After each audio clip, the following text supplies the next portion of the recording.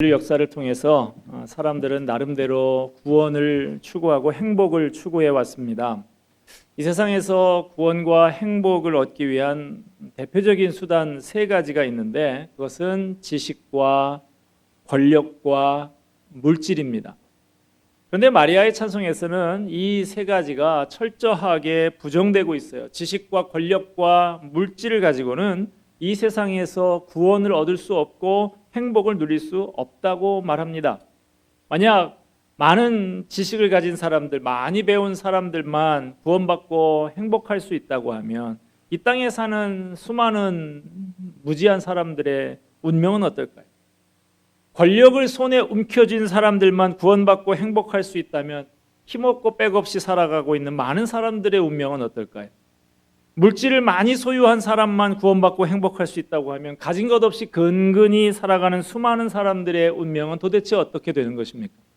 그러나 아기 예수로 오신 그분, 33년간의 짧은 시간을 살다가 십자가에서 힘없이 죽으신 그분은 이 땅에 사는 무지하고 힘없고 가진 것 없는 많은 사람들에게 참된 구원과 행복을 주시는 큰 기쁨의 좋은 소식이 되십니다.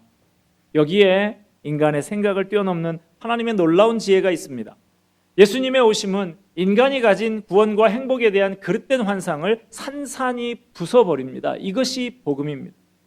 오늘 우리가 읽은 마리아의 찬송, 성탄을 맞이하고 있는 우리에게 중요한 메시지를 전달하고 있습니다.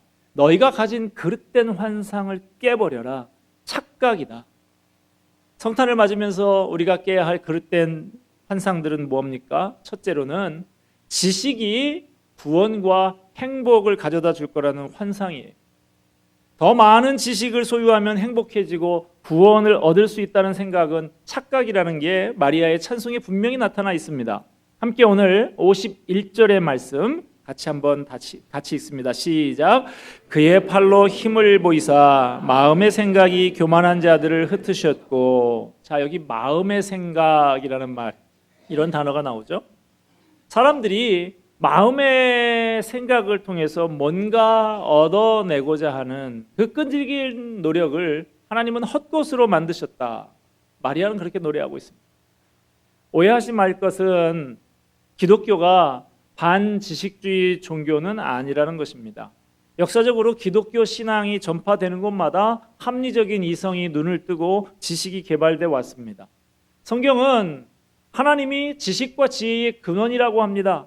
구약의 잠언서를 보면 책 전체가 지식과 지혜를 예찬하고 있어요. 그럼에도 불구하고 성경은 인간적인 지식의 추구를 통해서 사람이 구원받고 행복해질 수가 없다고, 그것은 그릇된 환상이라고 가르칩니다. 하나님을 떠난 인간이 지식을 아무리 눈부시게 발전시켜도 인간이 구원받고 행복해질 수가 없다고 마리아의 이 찬송은 소리 높게 외치고 있습니다. 오래전에 교도소에서 일하는 교도관 한 사람이 있었습니다. 이 사람은 인간의 모든 범죄는 다 못 배워서 생기는 거라고 생각을 했어요. 글을 읽을 줄 모르는 사람들이 많던 시절이라서 그는 교도소에 들어오는 문맹 재소자에게 글을 가르쳤습니다. 다 당신들이 못 배우고 무지해서 이렇게 죄를 짓게 된 거라고, 배워야 다시 이런 곳에 오지 않을 수 있다고 하면서 열심히 글을 가르쳤어요. 그 노력의 결과로 한 죄수가 교도소에 들어와서 비로소 글을 배우게 됐습니다. 이 사람이 출소하는 날 이 교도관을 찾아와서 참 감사하다고, 제가 이제 글을 깨치고 새 사람이 되어서 나간다고, 교도관도 흐뭇한 마음이 들어서 나가서 열심히 잘 살아라, 그렇게 격려하면서 헤어졌습니다. 그런데 얼마 후에 보니까 그렇게 교도소를 나갔던 사람이 다시 교도소에 들어와 있는 거예요. 그래서 이 교도관이 이 사람이 이번에는 왜 들어왔나, 무슨 죄목을 가지고 들어왔나 살펴봤더니 죄목이 문서위조죄였다. 요즘 우리가 사는 시대를 지식사회라고 합니다. 지식이 곧 돈이 되고 힘이 되는 그런 시대. 그러나 하나님을 떠난 지식은 결코 복음이 될 수가 없다는 사실을 분명히 알아야 합니다. 현대 지식의 상징은 아무래도 인터넷일 거예요. 인터넷이 활성화되면서 지식이 그 이전 세대보다 폭발적으로 생산되고 전파됩니다. 요즘에 최근 1년 동안 만들어진 지식이 지나온 온 인류 역사를 다 합친 지식보다 더 많다고. 이런 시대가 됐습니다. 인터넷 때문에. 그런데 문제는 그것이 주는 피해 또한 만만치 않다는 사실이죠. 수많은 음란문들, 신상 털기, 익명성을 이용해서 험악하게 퍼붓는 무책임한 인신 공격성의 댓글들, 지식을 악용한 결과 상처받고 고통하는 이 사회를 우리는 보고 있습니다. 고린도전서 1장 21절 말씀해 보면 이 세상이 자기 지혜로는 하나님을 알지 못한다 그럽니다. 사람들의 지식이 아무리 놀랍게 발전해도 사람은 자기 지혜로는 하나님을 알 수가 없다는 거예요. 그래서 하나님은 전도라고 하는 미련해 보이는 방법으로 사람들을 구원하기를 기뻐하셨습니다. 요즘 세상에 예수 믿으세요. 그러면 여러분의 삶이 달라질 것입니다. 이렇게 전도하는 게 얼마나 무식해 보입니까? 그러나 이 단순하고 무식해 보이는 방법을 통해서 지금도 많은 영혼들이 구원을 받고 새로운 삶을 살고 있다는 사실입니다. 그래서 고린도전서 1장 18절은 이렇게 말합니다. 십자가의 도가 멸망하는 사람들에게는 미련해 보이는 것이지만 구원을 얻는 우리에게는 이 십자가의 도가 바로 하나님의 능력이라고. 바울이 편지를 쓰고 있는 고린도라는 그리스의 도시는 당시에 아테네와 함께 현란한 지식을 자랑하는 지성의 도시였습니다. 바울은 이 지성의 도시 고린도에 사는 사람들에게 이런 경고를 던집니다. 고린도전서 8장 1절인데 지식은 교만하게 할 뿐이라고 합니다. 하나님을 떠난 지식, 하나님에 의해서 통제되지 못하는 지식, 성령에 의해서 인도되지 못하는 지식은 인생을 교만하게 할 뿐입니다. 오늘 본문에서 마리아는 외치기를 하나님은 마음의 생각이 교만한 사람들을 흩어놓으신다 그럽니다. 여러분, 마리아를 선택하신 하나님을 한번 생각해 보세요. 만약 지식이 행복의 길이요 구원의 길이라면 나사렛 땅이나 베들레헴 땅 같은 촌구석이 아니라 예루살렘에 가야 공부 많이 한 학자들이 더 많이 있어요. 아테네나 로마와 같은 유명한 도시에 가면 지성인들, 철학자들이 많이 있습니다. 그러나 하나님은 인류를 구원하기 위한 구세주를 보내실 때 이런 지식인들을 선택하지 않으셨어요. 나사렛 땅에 살고 있는 무명의 소녀 마리아를 선택하셨다는 사실이죠. 이것은 많은 지식이 인간을 구원할 수 없다는 사실을 명백히 보여줍니다. 여러분, 혹시 지식이 많이 배우는 것이 구원과 행복을 가져다 줄 거라는 환상을 가지고 계셨다면 이 시간에 깨버리시기 바랍니다. 성탄을 맞으면서 우리가 깨야 할 또 하나의 그릇된 환상은 뭡니까? 둘째로 권력이 구원과 행복을 가져다 줄 거라는 환상입니다. 철학자 니체는 인간에게 가장 중요한 것이 빌레주어 마흐트, 권력의 의지라고 했습니다. 권력에 대한 의지는 정치가들만의 전유물이 아니에요. 이 세상 곳곳에서 권력에 대한 권력에 대한 의지, 그런 그에 대한 갈등 많이 우리가 볼 수 있지 않습니까? 부부간에도 있습니다. 누가 우리 가정의 주도권을 가질 것이냐, 이것이죠. 고부간에도 있어요. 곳간 열쇠를 누가 쥐느냐, 이거. 권력에 대한 의지는 가정에도, 직장에도, 심지어 교회 안에도 존재하고 있습니다. 총회를 가보고 노회를 가보고 하면 얼마나 그 알량한 자리를 가지고 다투고 있는지 모릅니다. 시지푸스의 신화에 보면 한 사람이 산 정상을 향해서 끊임없이 돌을 굴려 올리죠. 돌은 정상에 닿지 못하고 계속해서 굴러 떨어집니다. 그래도 이 도달할 수 없는 정상을 향해서 계속 돌을 굴려 올리고 있는 그 시지푸스의 처량한 모습, 바로 권력을 포기하지 못하고 있는 인간의 모습을 잘 보여주고 있습니다. 왜 사람들이 그토록 권력에 집착을 할까요? 권력이 행복을 줄 수 있다고 생각하기 때문이에요. 권력이 있으면 뭐든지 할 수 있다는 환상을 가지고 있기 때문입니다. 그러나 분명히 알아야 됩니다. 아무리 큰 권력을 가져도 그 권력으로 결코 행복을 살 수가 없고 그 권력이 우리를 구원할 수 없다는 사실입니다. 마리아는 자신을 가리켜서 하나님 앞에 비천한 여종이라고 노래하고 있죠.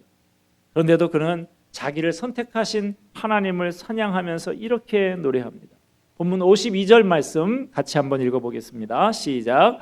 권세 있는 자를 그 위에서 내리치셨으며 비천한 자를 높이셨고. 만약에 권력이 인간의 문제를 해결할 수 있다면, 그리고 권력자가 이 세상에 소망을 줄 수 있다고 하면, 예수님은 마리아를 통해서 오시지 않고 로마 황실을 통해서 오셨을 거예요. 그 당시 로마 황제는 온 세계에 막강한 영향력을 행사하고 있었습니다. 그러나 하나님은 로마 황실을 주목하지 않으셨어요. 오히려 나사렛 시골 땅에 살고 있던 비천한 여종이라고 고백하는 한 어린 소녀를 들어 쓰셨습니다. 그런데도 사람들은 아직도 권력이 커다란 일을 해낼 수 있다는 착각을 버리지 못합니다. 심지어 그리스도인들조차 그래요. 앞으로 5개월 정도 지나면 21대 국회의원 총선거가 있는데요. 벌써들 난리죠. 인물과 정책 우리가 잘 살펴서 그중 나은 사람 물론 찍어야 하겠습니다만은, 그런데 여러분, 내가 찍은 사람이 당선된다고 너무 꿈에 부풀 필요도 없고요. 내가 찍은 사람이 낙선된다 하더라도 너무 낙심하지도 마십시오. 권력을 잡기 전과 잡기 후가 전혀 달라진다는 거 우리 잘 알고 있지 않습니까? 후보자로 나와 있을 때는 자기 간이라도 다 빼줄 것처럼 그렇게 굽신거리던 사람이 국회의원 배지를 딱 달고 나면 완전히 달라지는 걸 우리는 수십 년간 많이 보아오지 않았습니까? 권력자에게 크게 기대하면 결과는 뻔합니다. 크게 실망하게 되는 것이다. 어쩌다 성도분 중에 부탁을 하는 분이 있어요. 목사님, 최근에 등록한 아무개 아시죠? 특별히 좀 관심 좀 가져주세요. 이 사람 큰일 할 사람이니까 잘 좀 봐주세요. 그래요. 그 특별한 관심을 가져줘야 된다는 사람이 어떤 사람일까요? 어떤 류의 사람일까요? 아마 셋 중에 하나예요. 많이 배운 사람 아니면, 사회적 지위가 높은 사람 아니면, 돈 많은 사람이. 그래서 많이 배웠고 지위가 높고 돈 많은 사람이니까 큰일 할 사람이라고, 그러니까 특별히 좀 관심을 가져달라는 거예요. 그런데 그렇게 각별한 부탁을 받았던 사람들 중에 대부분은 꽤 오랜 시간이 흘렀는데 아직까지도 큰일 못하고 있는 사람들 많더라고요. 우리는 아직도 높고 영향력 있는 자리에 있어야 하나님 위해서 중요한 일을 할 수 있다는 생각을 은근히 가지고 있습니다.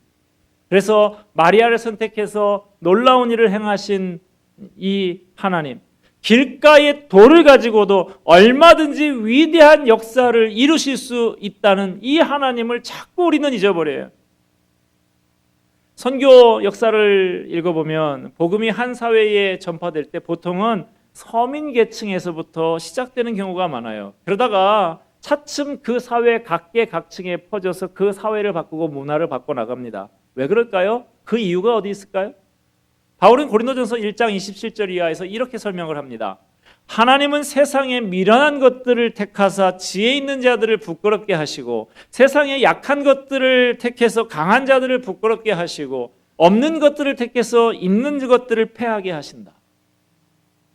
권력이 구원의 길이 아니라는 사실을 깨닫고 권력에 대해서 소망을 버린 사람, 권력에 대한 환상을 깨버린 사람에게 비로소 부유에 누인 아기로 이 땅에 찾아오신 예수님이 구주가 되어주십니다. 마리아라는 무명의 소녀를 통해서 나고 나사렛이라는 시골 마을에서 자라난 아무도 주목하지 않던 이 아이를 하나님은 인류의 구원자가 되게 하셨습니다. 그래서 마리아는 지금 이 찬양을 하고 있어요. 다시 한번 마리아 찬양 볼까요? 권세 있는 자를 그 위에서 내리치셨으며 비천한 자를 높이셨도다. 그렇습니다. 권력, 그것은 우리에게 구원과 행복을 가져다 주지 못합니다. 환상을 깨시기 바랍니다.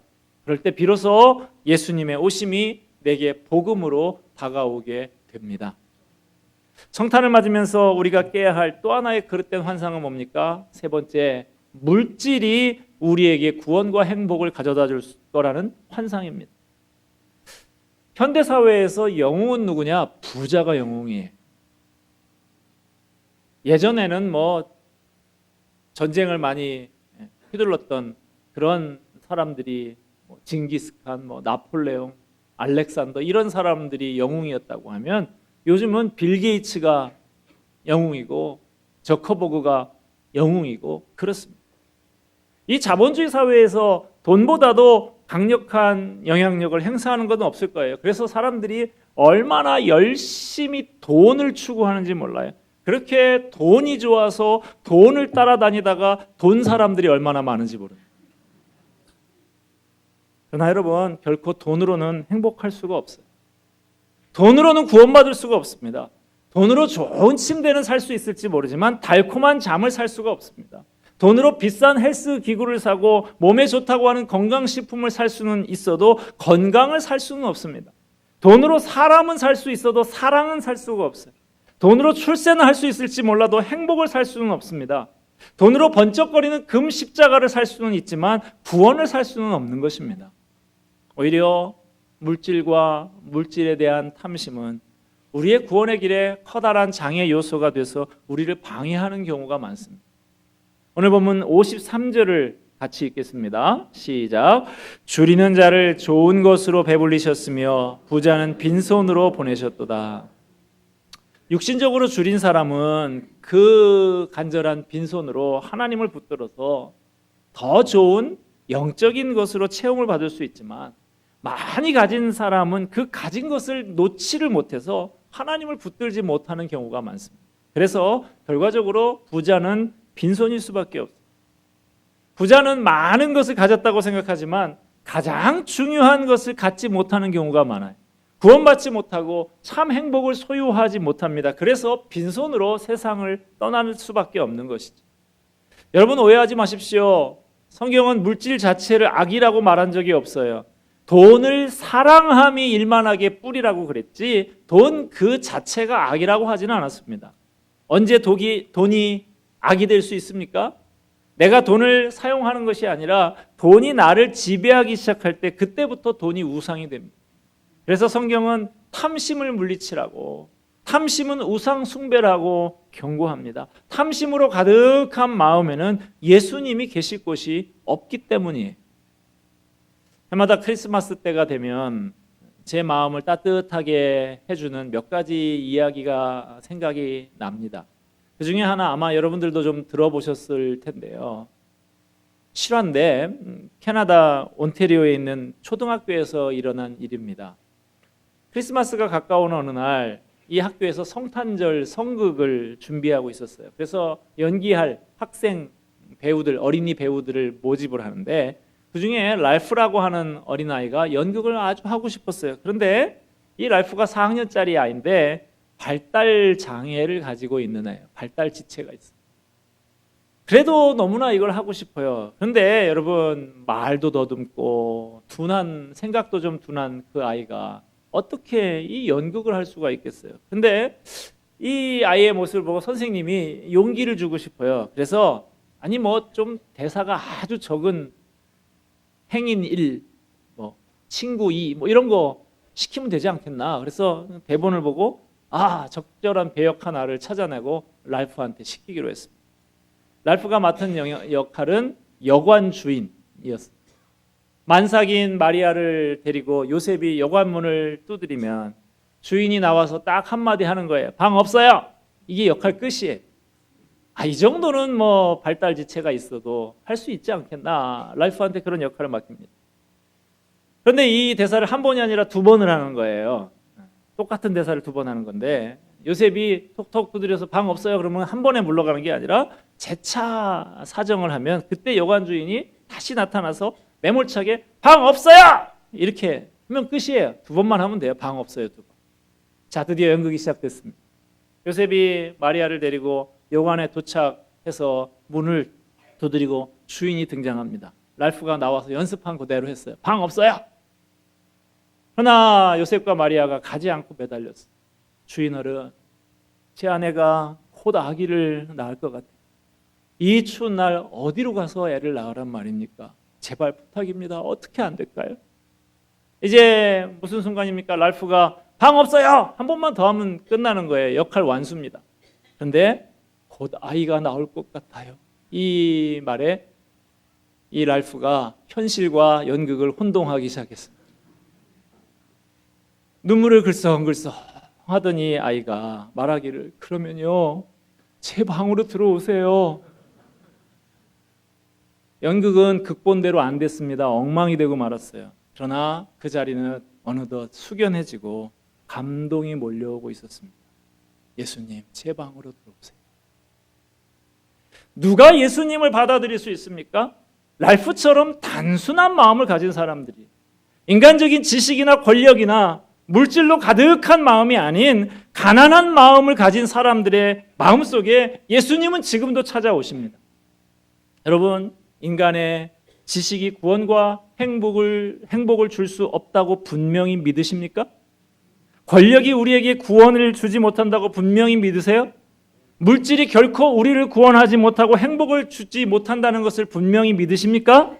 그렇다면 하나님께서 우리를 구원하기 위해서 그 아들 예수님을 소녀 마리아의 몸을 통해 이 땅에 오게 하신 성탄의 사건은 복음입니다.